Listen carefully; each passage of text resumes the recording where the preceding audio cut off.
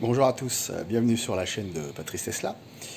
Aujourd'hui, je voudrais vous parler d'une chose que je viens juste de vérifier.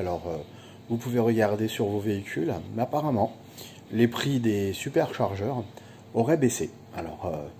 J'ai pas pu encore vérifier la totalité de la France, hein, mais bon, vu que vous êtes un petit peu disséminés de partout en France, eh ben, allez voir les prix. Apparemment, ça a baissé. Alors, ça a baissé pas de partout. Voilà, c'est sélectif maintenant. Il y a des superchargeurs qui vont se retrouver à 28 centimes, par exemple, à Nice. Voilà, donc c'est pas mal. Et puis il y en a d'autres qui n'ont pas changé, qui sont toujours à 37 centimes. Voilà, d'autres qui sont à 35, d'autres qui sont à 33, d'autres qui sont à 29. Voilà, donc c'est un petit peu, je pense, par rapport au nombre de recharges ou peut-être au niveau des véhicules qui sont vendus le plus. Et ils ont décidé ou de baisser ou de monter le prix des superchargeurs. Alors je sais qu'on va être beaucoup cet été, alors pas moi, parce que malheureusement avec ce que j'ai eu, je ne pourrais pas partir moi en tout cas en vacances. Ma famille oui, heureusement. Moi je resterai tranquille à la maison.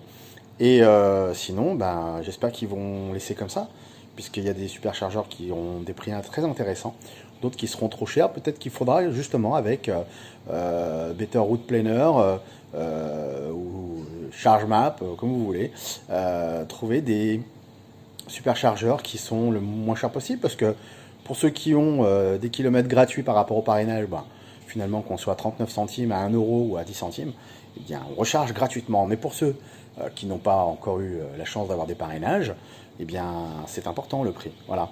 Donc, il faudra peut-être calculer, eh bien peut-être avec un pourcentage plus haut dans le calcul de Better Route Planner ou un calcul un peu plus bas, bah, peut-être de trouver un superchargeur qui sera moins cher. Vaut mieux faire des fois 50 km de plus et puis avoir un superchargeur qui soit moins cher que en faire 20 de moins, voilà, et puis d'avoir un superchargeur qui est 7-8 centimes de plus. Alors, c'est pas ce qui va vous ruiner, mais bon, c'est important, pendant les vacances, bah, de dépenser le prix le moins cher possible. Et puis après, je voudrais vous dire quelque chose aussi d'important. Moi, mon véhicule est immobilisé depuis 2 mois. Et j'en ai profité pour faire un calcul très simple. J'ai débranché la voiture. Au début, je l'avais laissé brancher pour qu'elle puisse varier entre 0 et 80. Et là, je la débranche, la voiture, voilà.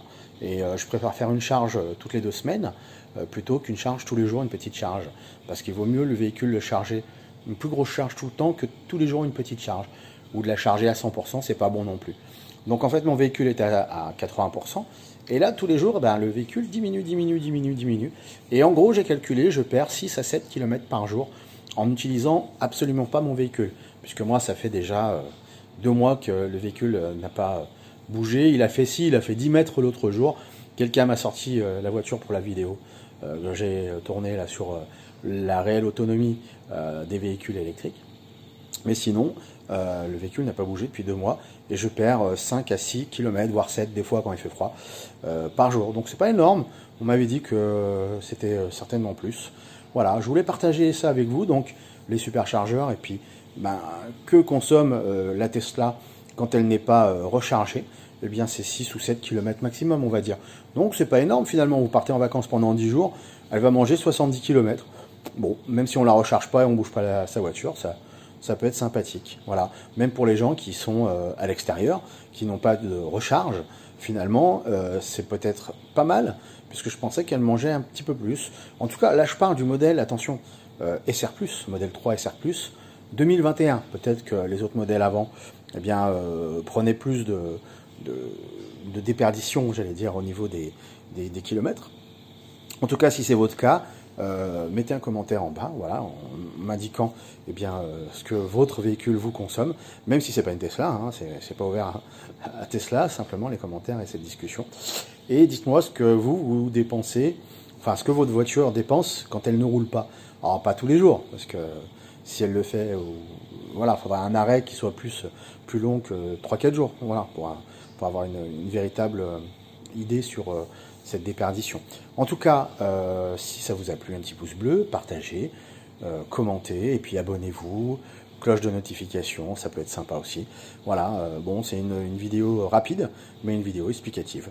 Allez, à bientôt, et puis comme je dis à tout le monde, eh bien, que la force soit avec toi, avec moi, et avec nous, et avec tout le monde. Que la force soit avec toi, et merci d'avoir regardé la chaîne Patrice Tesla.